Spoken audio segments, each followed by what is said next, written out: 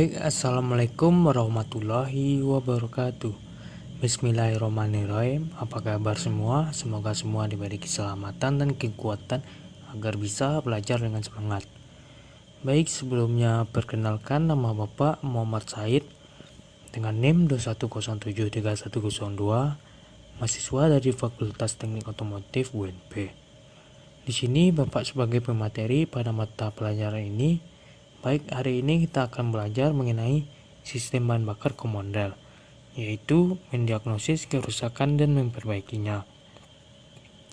Saya ingin kalian mengikuti pelajaran ini dengan penuh semangat dan antusiasnya. Ingat bahwa setiap dari kalian punya kemampuan dan potensi yang luar biasa. Dalam proses pembelajaran ini, jangan ragu untuk bertanya jika ada yang kurang jelas atau memerlukan bantuan. Saya akan selalu ada untuk membantu. Baik, mari kita mulai. Baik, yang pertama kita akan memahami konsep dasar dari sistem komondel ini. Yang kedua, memahami pengertian dan fungsi sistem komondel. Yang keempat, kita akan memahami beberapa komponen sistem komponen pada komondel. Yang keempat, mendiagnosis kerusakan dan memperbaiki sistem komondel. Baik, untuk dasar teori dari sistem komondel ini, sistem bahan bakar injeksi komondel merupakan sistem bahan bakar atau mekanisme injeksi pada mobil diesel. Prinsip kerjanya persis seperti EVI pada mobil bensin dengan komponen yang bekerja secara sinergi untuk memenuhi kebutuhan bahan bakar. Sistem komondel yaitu sistem injeksi bahan bakar yang mengurangi ke dalam atom bahan bakar dengan cukup sempurna melalui tekanan injeksi yang tinggi pada injektor bahan bakar. Cara kerja komondel sendiri adalah dimulai dengan bahan bakar yang disimpan dalam full tank akan dihisap oleh high pressure pump. Setelah itu bahan bakar akan naik jika masuk ke high pressure pump sampai mencapai high pressure akumulator atau EDC, kemudian akan mengatur supaya timing dan durasi injeksi bahan bakar tetap sesuai dengan kebutuhan mesin, yakni kurang maupun lebih. Setelah itu bahan bakar kemudian dibakar dalam ruang pembakaran. Selanjutnya, yang kedua, kita akan membahas tentang pengertian dan fungsi dari sistem komondel. Injeksi rel bersama atau dalam bahasa Inggris disebut dengan common rail.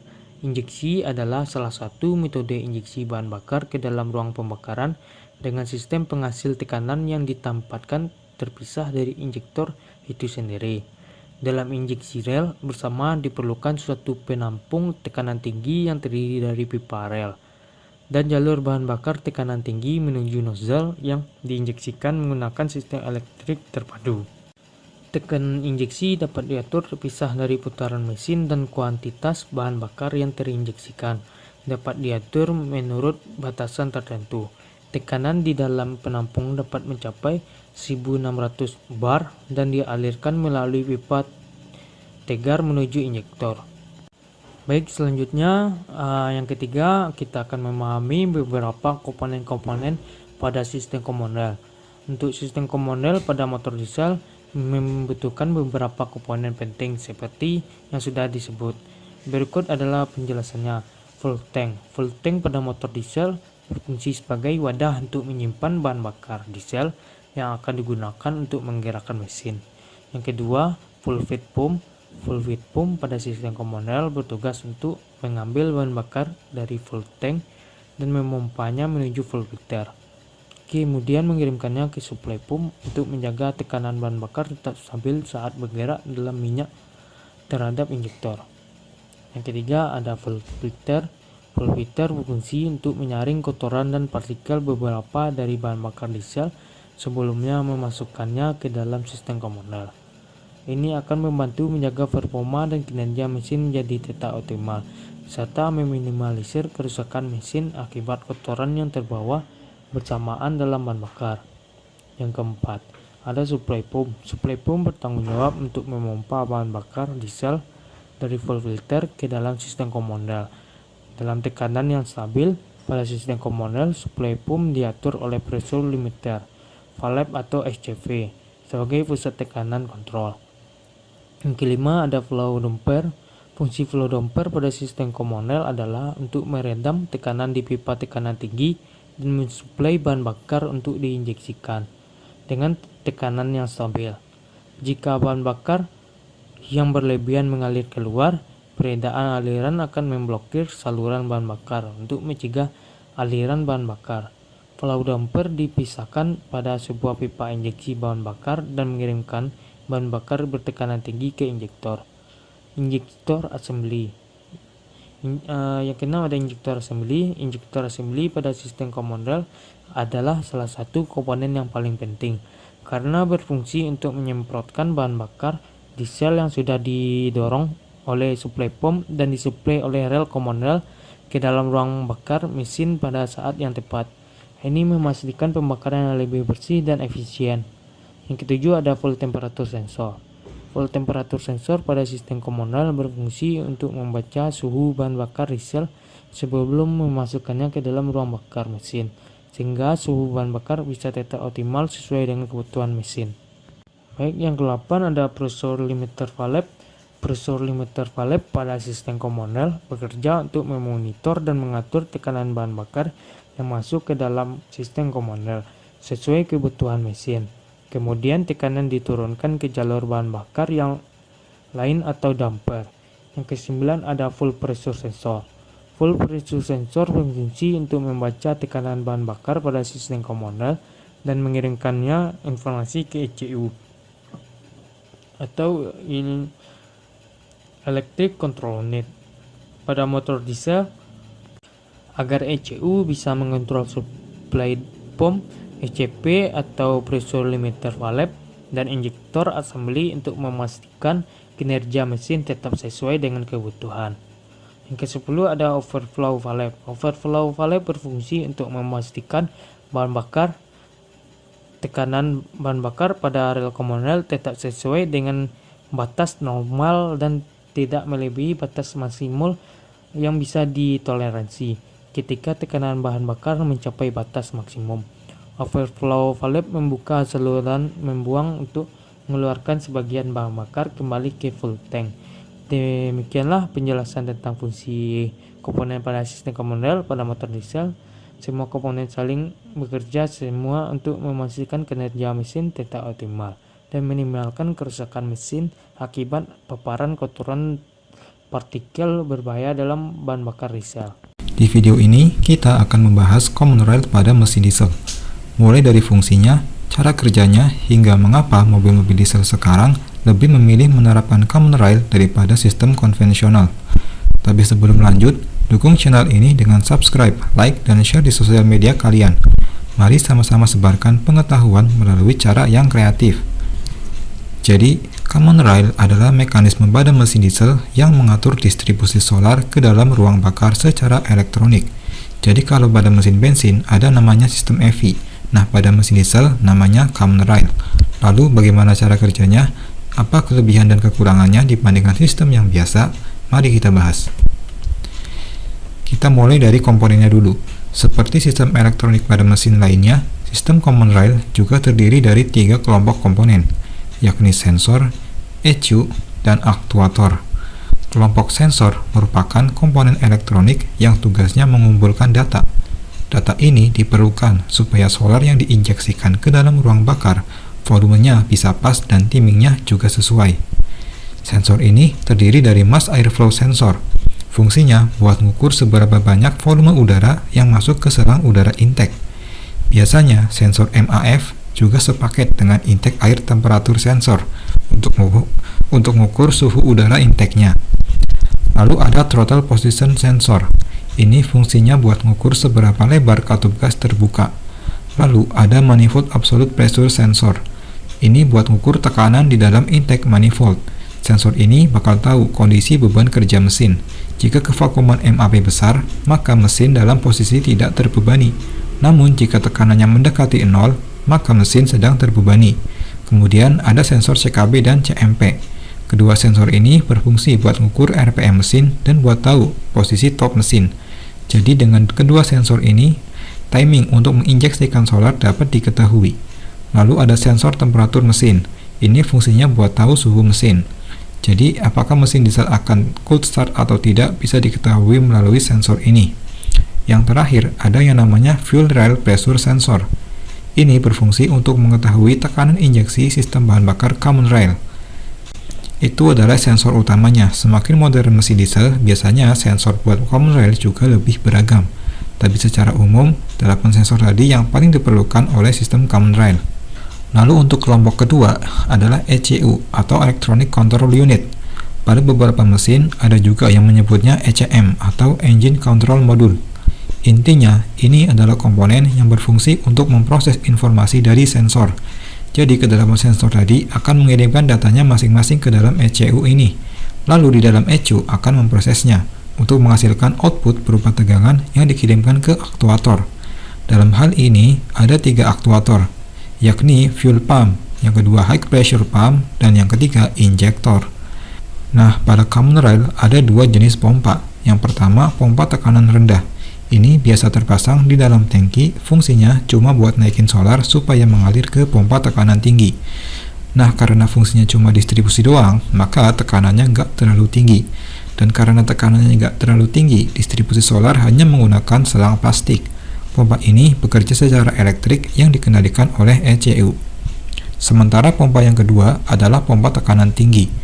Sesuai namanya, pompa ini akan menaikkan tekanan solar hingga 2000 bar. Tekanan tinggi ini diperlukan pada mesin diesel, karena pembakaran pada mesin diesel dapat terjadi. Salah satunya karena solar mampu tersembur keluar lewat injektor saat langkah kompresi. Nah, karena kompresi diesel juga tekanan solar harus jauh lebih tinggi supaya solarnya bisa tersembur keluar. Oleh sebab itu, pompa tekanan tinggi ini sangat diperlukan. Berbeda dengan pompa yang pertama, pompa tekanan tinggi bekerja secara mekanis. Pompa ini terhubung dengan camshaft mesin, jadi ketika mesin nyala, pompa ini otomatis bekerja. Sekarang, gimana cara kerjanya? Saat kunci kontak on, pompa tekanan rendah akan hidup dengan durasi sekitar 3 detik. Ini gunanya untuk mendorong solar ke pompa tekanan tinggi, agar saat mesin di start tidak masuk angin. Saat mesin di start, pompa tekanan tinggi otomatis bekerja. Akibatnya, tekanan solar di fuel rail hingga ke injektor naik drastis. Di saat yang sama, semua sensor akan bekerja dan masing-masing mengirimkan data ke ECU. ECU mengolah data sensor dan outputnya tegangan ke injektor. Sehingga dalam posisi fuel rail bertekanan tinggi, injektor terbuka pada titik yang tepat. Terjadilah semburan solar dari injektor di dalam ruang bakar. Ini akan memicu pembakaran sehingga mesin dapat menyala. Lalu untuk pengaturan RPM mesin bagaimana caranya? Kalau Anda lihat di sini memang ada katup gas, tapi ini cuma ngatur seberapa banyak volume udara yang masuk. Sementara untuk volume solarnya harus dilakukan dari sistem common rail itu sendiri. Jadi ada 2 hal yang saling bersinergi. Pertama, durasi pembukaan injektor. Semakin lama durasinya, semakin banyak pula volume solar yang diinjeksikan. Kedua, besar tekanan fuel rail. Semakin tinggi tekanan fuel rail, volume semburan solar juga akan semakin banyak. Kedua faktor ini yang mengatur banyak sedikitnya volume solar yang diinjeksikan. Tapi masalahnya, tekanan fuel rail itu berubah sesuai RPM mesin. Oleh sebab itu, ada sensor fuel rail ini. Jadi fuel rail akan membaca tekanan solar secara real time, sehingga ECU tinggal menyesuaikan durasi pembukaan injektor agar solar yang diinjeksikan tidak kurang dan tidak lebih. Terakhir, ada satu aktuator tambahan lagi, yakni pressure valve control. Ini biasanya terpasang pada pompa tekanan tinggi. Apa fungsinya? Katup ini akan membalikkan sebagian solar ke dalam tangki. Lalu kenapa harus dibalikkan? Ketika deselerasi, RPM mesin cenderung masih tinggi, tapi kebutuhan solar sedikit. Otomatis tekanan solar di dalam fuel rail itu berlebihan. Untuk menyesuaikannya, katup ini akan terbuka, sehingga tekanan di dalam fuel rail bisa turun menyesuaikan kebutuhan. Lalu siapa yang mengontrol katup ini? Jelas ECU. Jadi nyawa dari common rail ini ada di ECU. Sebagai otak dari sistem common rail, ECU mengatur semua perhitungan yang ada secara real time. Sehingga jangan heran kalau mesin diesel common rail itu terkenal efisien, lebih hemat, dan emisinya juga lebih bagus. Karena memang suplai solarnya dihitung menggunakan komputer secara real time. Tapi kelemahannya, mesin diesel common rail harus diimbangi dengan bahan bakar yang berkualitas. Kalau tidak, mesin akan jadi korbannya. Itulah penjelasan tentang mesin diesel common rail. Semoga menambah wawasan kita semua. Baik, selanjutnya di sini kita akan membahas yang keempat, yaitu mendiagnosis memperbaiki sistem common rail. Yang pertama, di sini kita akan memahami atau menentukan gejala kerusakan. Yang kedua, kita akan menentukan penyebab kerusakan itu. Yang ketiga, kita akan menentukan solusi dari perbaikannya. Yang keempat, kita akan menentukan langkah yang akan kita lakukan untuk memperbaikinya.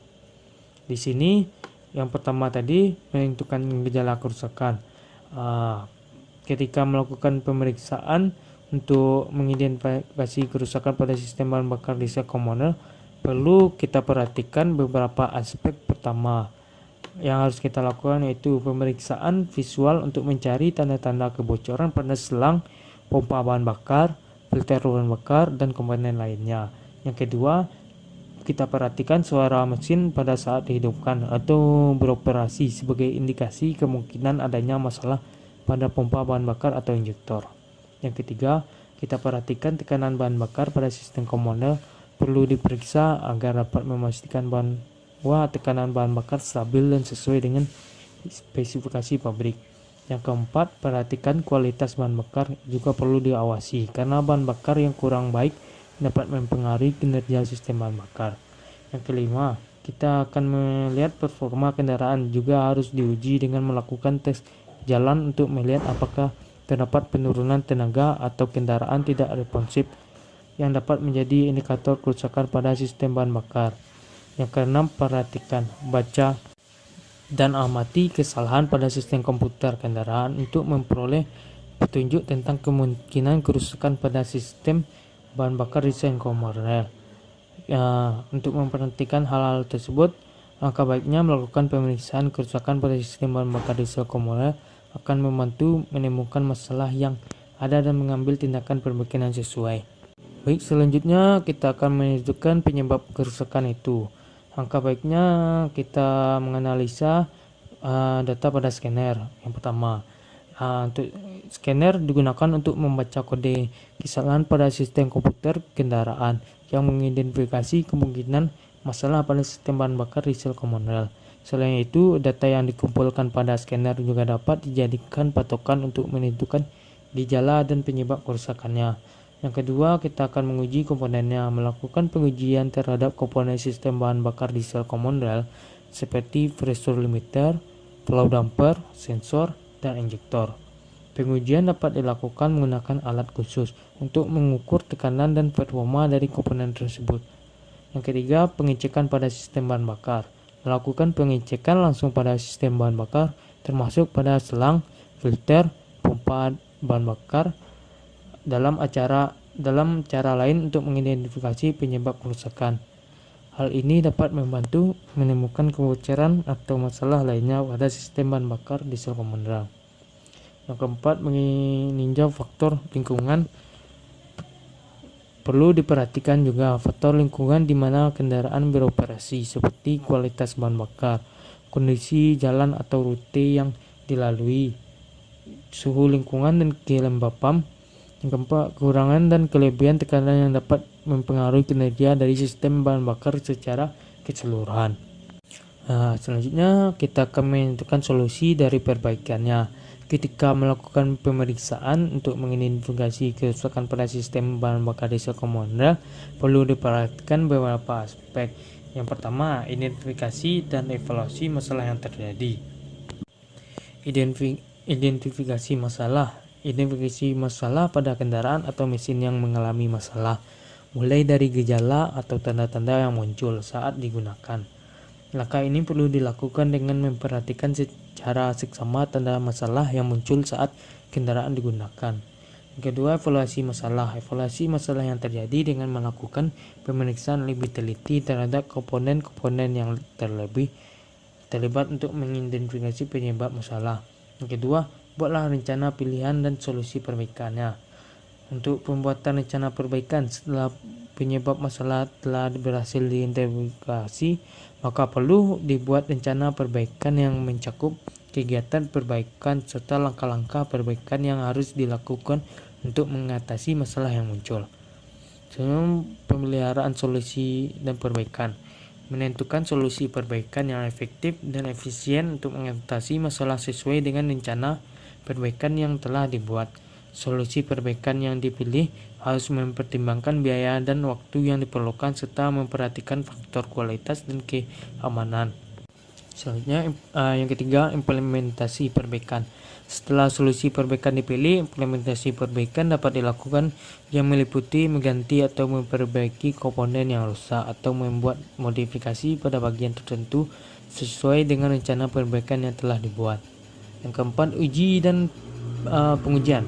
Setelah perbaikan dilakukan, langkah selanjutnya adalah melakukan uji coba dan pengujian terhadap kendaraan atau mesin untuk memastikan bahwa perbaikan telah berhasil dan masalah teratasi. Demikianlah beberapa langkah yang perlu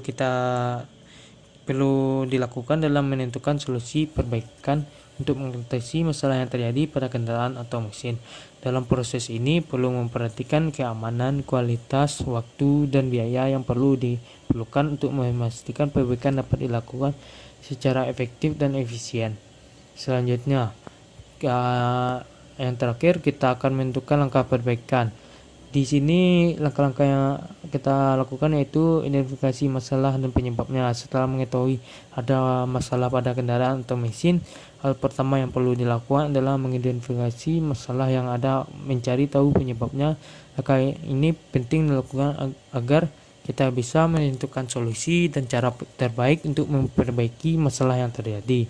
Yang kedua, perawatan rutin. Selanjutnya, lakukanlah perawatan rutin pada kendaraan atau mesin seperti mengganti oli mesin, filter udara, filter oli, serta melakukan pembersihan dan perawatan pada bagian lainnya.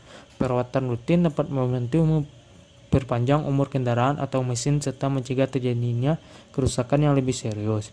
Ketiga, gantilah komponen yang rusak. Jika telah mengetahui komponen yang menyebabkan masalah, ganti komponen tersebut dengan yang baru atau yang telah diperbaiki. Pastikan komponen pengganti tersebut berkualitas dan sesuai dengan spesifikasi kendaraan atau mesin. Yang keempat, modifikasi komponen. Jika kendaraan atau mesin membutuhkan modifikasi pada bagian tertentu untuk mendapatkan kinerja yang lebih optimal, maka lakukanlah modifikasi dengan mengganti komponen atau membuat perubahan pada bagian yang diperlukan. Pastikan modifikasi dilakukan oleh ahli dan sesuai dengan spesifikasi kendaraan atau mesin. Yang kelima, upgrade teknologi. Upgrade teknologi dapat membantu meningkatkan kinerja kendaraan atau mesin. Beberapa kemajuan teknologi yang dapat diaplikasikan pada kendaraan atau mesin adalah penggunaan bahan bakar yang lebih ramah lingkungan, instalasi sistem sensor, atau penggunaan teknologi digital untuk melakukan diagnosis masalah. Yang keenam, pelatihan teknisi. Pelatihan teknisi dapat membantu meningkatkan keterampilan dan kemampuan mekanik dalam melakukan perbaikan dan pemeliharaan kendaraan atau mesin. Pelatihan dan perkembangan keterampilan mekanik dapat membantu meningkatkan kualitas dan efisiensi dalam melakukan perbaikan, serta meningkatkan produktivitasnya. Baiklah, Assalamualaikum warahmatullahi wabarakatuh. Baiklah, pada kali ini Bapak akan menjelaskan beberapa komponen yang ada pada sistem komponen ini. Pada alat peraga ini, yaitu mesin Pajero dengan tipe diesel, komodel, atau dengan supply pump tipe inline. Pada supply pump ini dengan tipe inline yaitu pembagian dengan satu alur yang dibagikan ke dalam sistem komodel dengan 4 bagian silinder dari satu pompa ke 4 silinder. Pada pembagian ini diatur oleh sistem EDU atau Electronic Differ Unit dan ECU Electronic Control Unit. Pada Electronic Control Unit ini menerima perintah sensor dari sistem yang ada pada bagian mesin ini, itu dari pada sensor pressure unit ini akan menerima sinyal tentang berapa tekanan yang dihasilkan dari supply pump ke sistem komodel ini. Untuk pembagian timing bahan bakarnya akan dibaca oleh sensor TPS total position. Pembagian bahan bakar sesuai urutannya akan dibaca oleh sensor CKP pada timbing pengapian ini dan akan mengirim sinyal kepada ECU dan driver control net untuk memproses kapan jadwal pembagian akan terjadi pada setiap silindernya. Selanjutnya pembagian akan dialirkan kepada setiap injektor pada sistem common rail. Dan di sini juga ada busi plug sebagai pemanas awal pada silinder. Di sini ada throttle position sensor sebagai sensor TPS untuk membaca berapa bukaan katup dan mengirim sinyal kepada DC dan mengirim sinyal kepada injektor untuk mengatur berapa jumlah tekanan yang akan disemprotkan. Semisal sensor TPS membuka full, maka bahan bakar yang akan disuplaikan akan disemprotkan sesuai dengan jumlah yang akan dikirimkan. Baik, terima kasih atas perhatian Anda. Sampai di sini kita telah mempelajari sistem bahan bakar common rail. Sudah barang tentu masih banyak hal yang bisa kita pelajari dan kembangkan dari materi ini. Saya berharap presentasi saya ini memberikan manfaat dan inspirasi bagi kita semua. Jika ada pertanyaan atau hal yang ingin ditanyakan, silakan tanyakan pada kolom chat atau Anda dapat mengirimkan email kepada saya. Saya mengucapkan terima kasih kepada seluruh hadirin yang telah memberikan perhatian dan waktu untuk mengikuti presentasi ini.